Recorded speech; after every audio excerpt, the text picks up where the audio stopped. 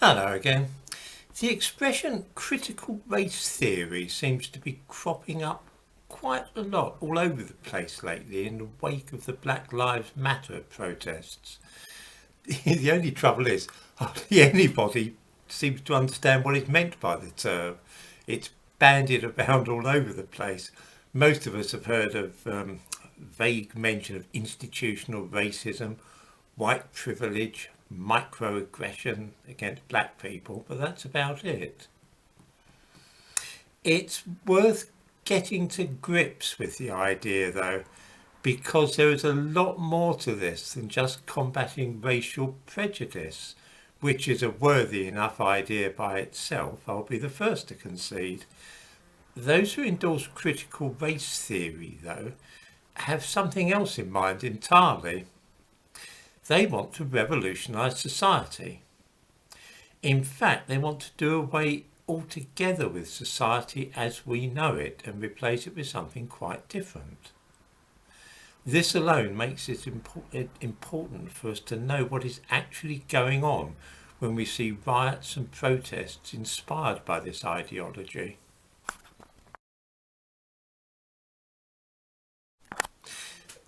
To understand the whole business, we need first to say a few words about Marxism.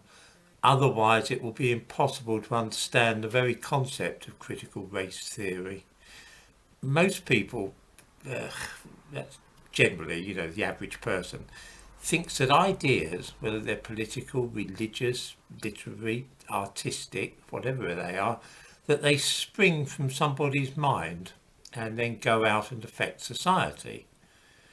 So, thinking of a familiar example, Jesus, according to this idea, propagated some radical notions about forgiveness and love, and these ideas spread out and formed the basis for a new religion which then transformed society and ultimately altered the whole world.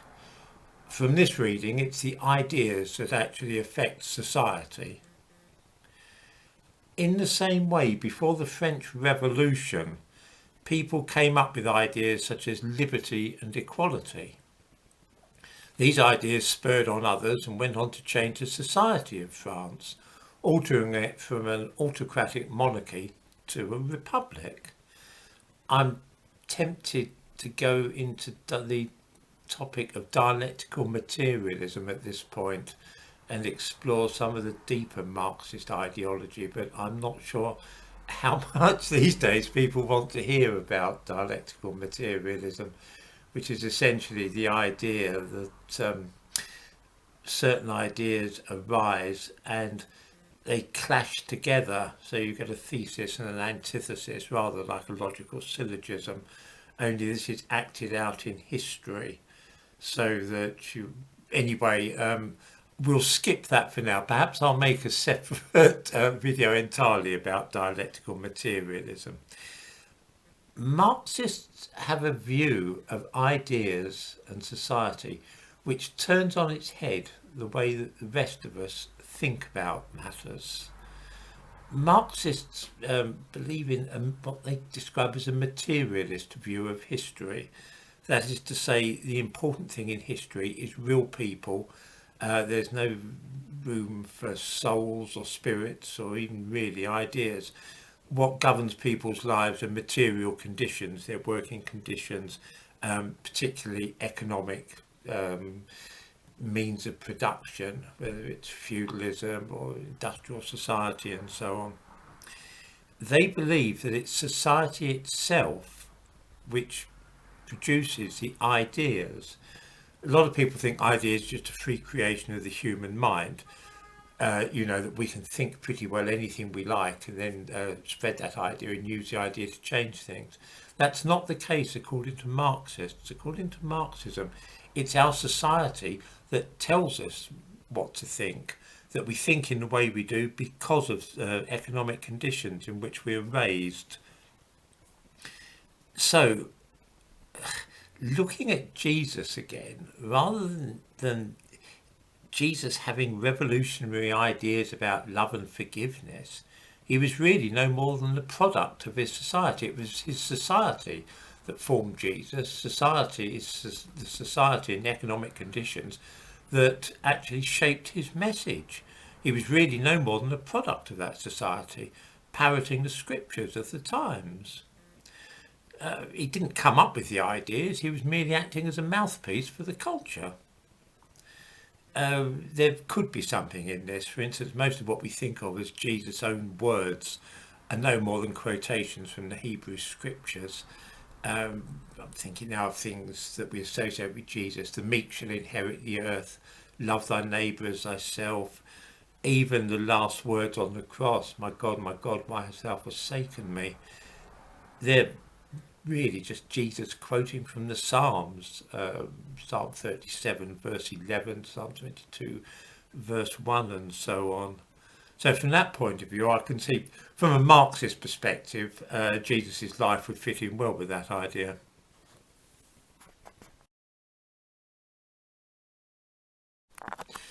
I hope I'm making matters clear here. I don't necessarily agree with this, but I'm explaining how Marxist ideology works, and I'll be coming round shortly to the critical race theory. So society produced Jesus' ideas rather than his ideas changing society. The ideas, the view that many people have, that ideas are floating around in some transcendental platonic realm and that they somehow drift into our minds, is anathema to Marxists. They say that the sort of ideas we have are a direct result of the social conditions in which we live, and that the idea that we are free to think whatever we want is absurd. We are constricted by our social conditions and our class. I don't say that I subscribe to the materialist view of history, just that this is what Marxists believe. Looking now at critical race theory, the popular view we have of the case when we look at society and racism is that various people are behaving in racist ways, and that if we can just get these individuals to change how they behave and to stop beating up innocent black people or refusing to give them jobs or denying them places at top universities and so on, then we can get rid of racism like that. Again, this is the view of the ordinary person. It's probably the view of most people watching this video. A view, that is, which suggests that people are free to choose what ideas they think and how they behave, that people don't have to be racist, they can be nice to each other, or they can choose to be vicious and display prejudice, that they have a free choice in the matter. Those who subscribe to critical race theory have a perspective which is diametrically opposed to this. According to them, it's not some people in society expressing undesirable views. It's rather that society is producing these people, and that as long as society is constituted as it currently is, those racists will be produced automatically. In other words, those racists are doing no more than expressing society's view. We're all racist, but some of us keep quiet about it. The racist police officers who shoot unarmed black men and women are merely the agents of society, representing the zeitgeist and acting on what white Western society really feels. Again, before anybody starts condemning me as an agent of international communism, as has actually been done here lately, more than one person has unsubscribed in disgust because they think I'm a communist. Let me emphasise, I'm just explaining what these people feel. I'm not giving my view on the matter at all. I'm simply explaining critical race theory and looking at it from a Marxist perspective. The problem as critical race theory sees it is not that there are a few bad apples, it's that the whole fabric of society is rotten and must be torn down. White people don't notice it because they created the system and it suits them perfectly. They've made it in their own image. They no more notice the awful aspects of it, the discrimination and so on, than a fish would notice the water it's swimming in. All the disorder and disturbances which we saw during the Black Lives Matter business, it is hoped by those who espouse this doctrine, are the prelude to revolution, a complete change in the social order. So when people say indignantly that the Black Lives Matter people are not concerned just with racism or this or that minor detail, but are instead Marxist revolutionaries, they're quite correct. That's actually the whole point. Black Lives Matter is about the destruction of Western society and its replacement with a new order in which racism simply won't feature at all. Of course, I'll point out at this point, some of us have seen revolutions at first hand, and we're a little dubious about the entire concept of ushering in a golden age by means of violent insurrection. But that's really what both the Black Lives Matter movement and critical race theory are all about.